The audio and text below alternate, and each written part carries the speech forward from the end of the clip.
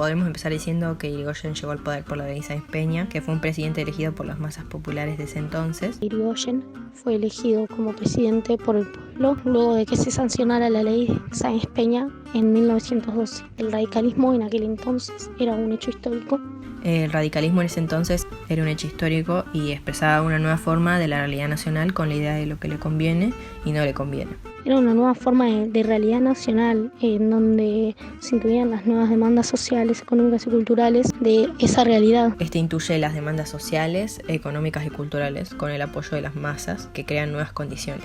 Y todo esto era apoyado por las masas populares. En ese entonces la lucha de clases, que era encabezada justamente por él, y al recibir un Estado liberal, o sea, dividido en clases, no tenía mucha opción para poder cambiar todo ese pensamiento, pero sí logró después de un tiempo establecer la vida constitucional en la actividad democrática. Se comienza con una economía dirigida en donde el Estado comienza a intervenir en la economía mediante la ayuda de los liberales.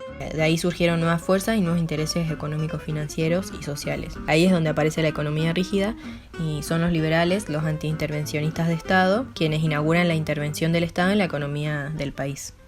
La forma en que se desarrolló la vuelta de la oligarquía al poder desde 1930, cuando comienza la década infame con el golpe de Estado, dando inicio a lo que se llamó la década infame. La oligarquía se reorganiza, se restaura y empieza a intervenir de alguna forma en el Estado para tener beneficios y beneficiar al Imperio Británico. Y cómo la economía extranjera, a través de esa oligarquía, se armó de la intervención directa del Estado, usando los mecanismos e instrumentos que se usaron en el irigoyenismo, pero llevándolos a una versión antinacionalista, dejando atrás toda idea populista. Esto se ve clarificado en el Tratado Roca-Ruziman, en el que se articulan algunas cuestiones legales para el retorno a la economía colonialista de dependencia.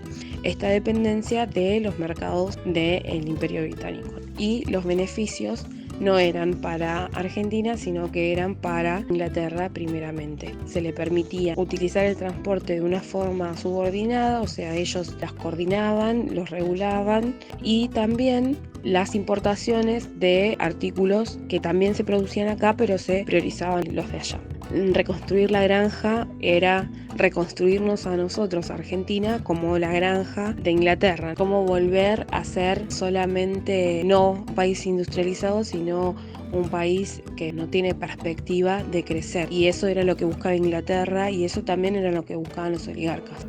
Los instrumentos o mecanismos que se usan para el manejo del Estado, dependiendo para qué fines se usen, pueden llevar al ascenso a un pueblo o borrar toda unidad nacionalista para acabar en moldes extranjeros. El conflicto que se generó entre lo que fue el pueblo y los demócratas. Dos términos interesantes para definir esta cuestión, que es el tema de la democracia formal y la democracia real. La democracia formal estaba conformada por los demócratas, quienes buscaban utilizar aquellas reglas que ya estaban predispuestas por el orden mundial y utilizar esas políticas predeterminadas extraídas desde afuera para poder utilizarlas en el territorio y que el territorio se adapte a esas políticas. Por otro lado estaba lo que se llamaba la democracia real, que era la democracia conformada, propuesta por el pueblo, en la cual buscaba encontrar una política que se adapte a la situación del territorio del país en ese momento y no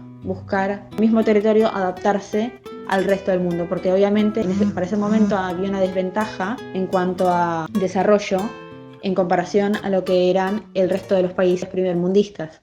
Una vez que el radicalismo empieza a ser dirigido por su sector antipersonalista, que tenía muy pocas diferencias con el pensamiento de la oligarquía liberal. El lugar que van a ocupar estas masas populares luego de la caída del radicalismo en 1930 en manos de los antipersonalistas, que compartían un pensamiento similar con la oligarquía liberal. Estas masas, al quedarse sin representación, surge la Forja. Nace la agrupación Forja con la intención de que la posición nacional en el escenario político no se pierda. Este grupo de 1930, sí compartían algunas ideas con el movimiento Continuidad Jurídica y algunas posturas de la etapa final del irigoyenismo. Este grupo se forma con el objetivo de promover un radicalismo más nacionalista, que ellos estaban en contra del gobierno que regía en ese momento, y el sistema de dependencia colonial que promovía. Además, el radicalismo en ese momento estaba colaborando con el justicismo, entonces fueron una serie de decisiones que estaba tomando el radicalismo en las que Forja no coincidía. En este momento es cuando deciden separarse del radicalismo. Si bien en un principio las intenciones de esta agrupación fueron establecerse como fuerza política y recuperar el radicalismo para su función histórica, como no se terminan logrando estos objetivos. Una de sus tareas fundamentales era la construcción de un pensamiento argentino, de conocer nuestra realidad y a partir de ello conformar una política nacional. Deciden cambiar su accionar y empiezan a aportar a la construcción de un pensamiento puramente argentino, es decir, desde y para la sociedad argentina. Ver la Argentina desde la Argentina, en función de su realidad y de sus necesidades inmediatas. Como no dependían de ninguna ideología, no estaban atados a nada preexistente y menos a lo que se consideraba como una ideología importada, como ellos afirmaban que sucedía con lo que podría denominarse como derecha e izquierda, se concentraban en intentar aportar a la construcción de un método y modos de conocer la realidad, pero que nacieran realmente de la sociedad argentina. Analizaron, estudiaron, accionaron sobre políticas y soluciones concretas argentinas y no sobre la expresión de una ideología. Un modo, un método para encarar problemas más que una doctrina. Y sostenían también que la publicidad silenció esas posiciones nacionales y arengaba a dividir el pensamiento argentino.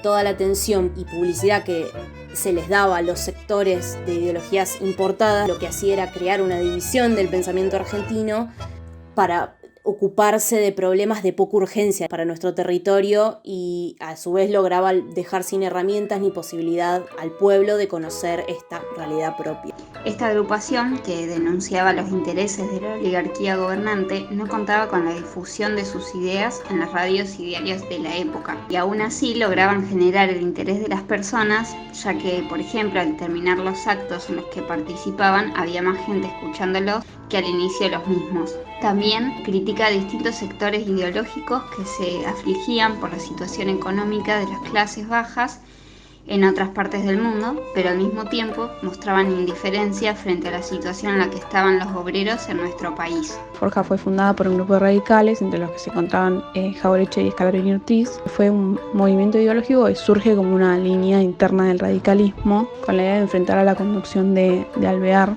y que retoma los postulados ideológicos de la reforma universitaria. Esta unión tiene que ver con resistirse a ciertas medidas que se tomaban desde el gobierno, sobre todo aquellas que tenían que ver con el comercio con Inglaterra.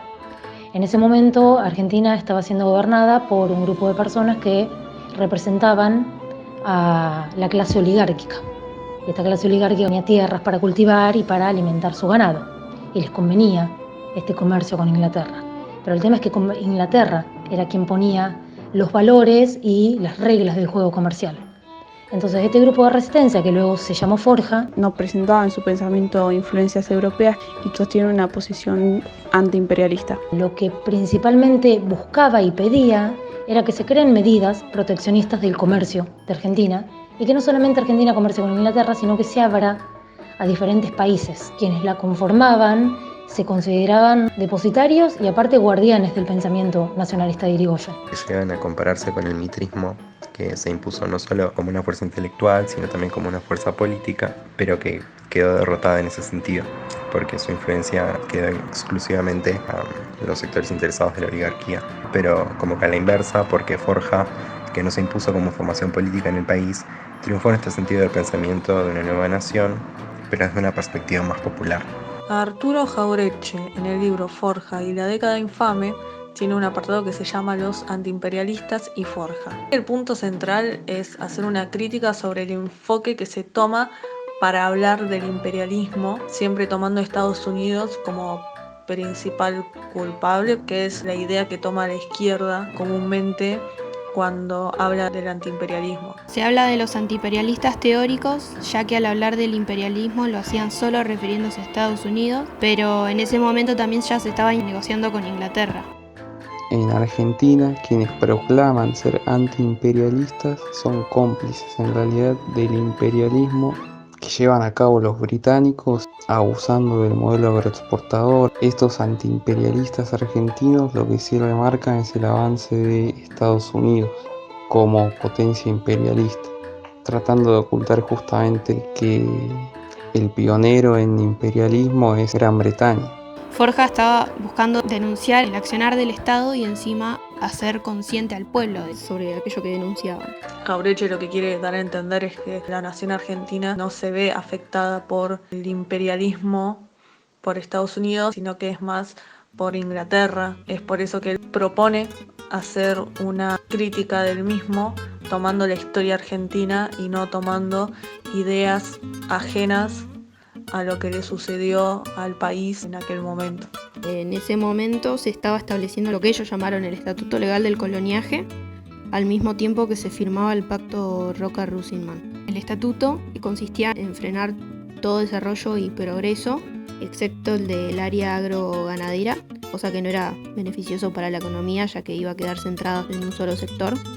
Y a su vez, el Pacto Roca-Rusigman nos obligaba a vender la carne a un precio menor para que Inglaterra nos siga comprando a nosotros. Con la generación del Virreinato del Río de la Plata, todas esas decisiones económicas y sociales fueron propicias y base para el desarrollo europeo. Primeramente, las decisiones eran tomadas por una minoría ilustrada que básicamente coincidía con una línea política británica de colonización y de explotación, alejándose de ese pensamiento nacional propio. Como una minoría ilustrada desarrolló nuestro país bajo la idea de copiar a países europeos, principalmente influenciados por Gran Bretaña. Así fue que cuando los unitarios, que formaban parte de esta minoría ilustrada, le ganaron a los federales, en vez de desarrollar una versión nacionalista del liberalismo, que era lo que les correspondía a los países nuevos, ya que desarrollaban una política nacional fuerte y una reversión de nuestra historia, se desarrollaron de una forma capitalista basándose en la división internacional de trabajo, dejándonos exclusivamente como exportadores de materia prima y así destruyendo nuestro mercado interno. Argentina y el Uruguay se volvieron productores y abastecedores de materias primas alimenticias y granas para Europa. Con esta disgregación se dejó de lado la producción minera y agrícola tropical, también se dejó de lado y fuera del sistema a la población indígena. Todas estas decisiones tomadas por la política oligárquica daban cuenta de una política más británica. Entonces eso se volvió base y recurso esencial para la expansión capitalista de tipo monopolista, en el cual Inglaterra encuentra en América del Sur, más puntualmente en el Río de la Plata, para poder centrar su economía industrialista y su expansión a nivel naval y comercial.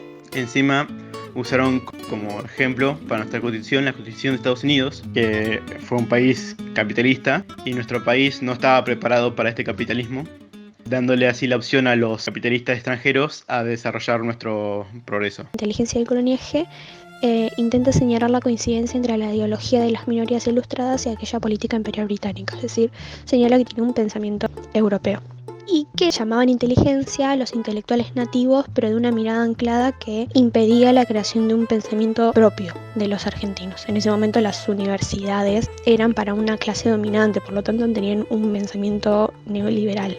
Y es por esto que no eran aliadas en ese momento del pensamiento peronista. Con la llegada de Perón y de los sectores populares a la vida universitaria, esto empieza a cambiar. Ya no se impide la creación de un pensamiento propio impuesto por la inteligencia. Una frase de Puig-Ross dice que Jauretche realmente fue un visionario porque cuando hablaba de la colonización pedagógica no solo se refería al pensamiento heredado de la generación liberal del 80, sino que además refería a las universidades y que si hay un lugar que está colonizado por el pensamiento neoliberal de ese momento eran las universidades. Y cómo esto cambia con la llegada del campo popular. Forja realizó un análisis de realidad a todos los sectores para así poder tener un panorama del ayer y poder explicar la realidad del presente. En base a eso había descubierto que no se trataba de intereses ferroviarios ni del beneficio de un grupo de ricos, sino que se trataba de una política integral destinada a limitar el desarrollo del país para poder mantenerlo como monoproductor y restringirle sus posibilidades de comercio en el exterior. Así también impedir el ascenso social de las masas y que que no se pusiera la demanda interna como competidora en el precio que llamamos nuestros saldos exportables. El movimiento se disuelve el mismo año que el peronismo llega al poder, y lo que va a decir Jauretche de esto, contestándole a Frigerio, es que eso es una prueba de que Forja cumplió su tarea para la colectividad y no para sí. Si bien los integrantes de Forja no lograron formar un partido político, lograron algo no menos importante, que fue la formación de un pensamiento nacional en un determinado momento histórico.